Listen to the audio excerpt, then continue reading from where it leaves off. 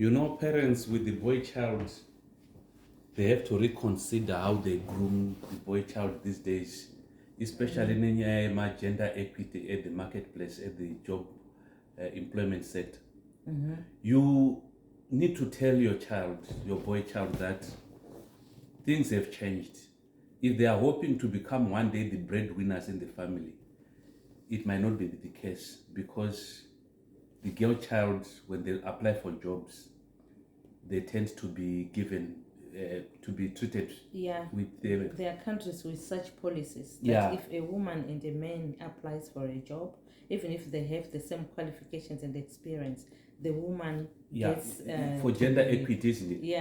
It's so sad that there's this double standards that are going on these days. What do you mean? And people are also advocating that a boy must take care of the girl, men must take care of the women. You must get money, and get money. Your men must have lots of money.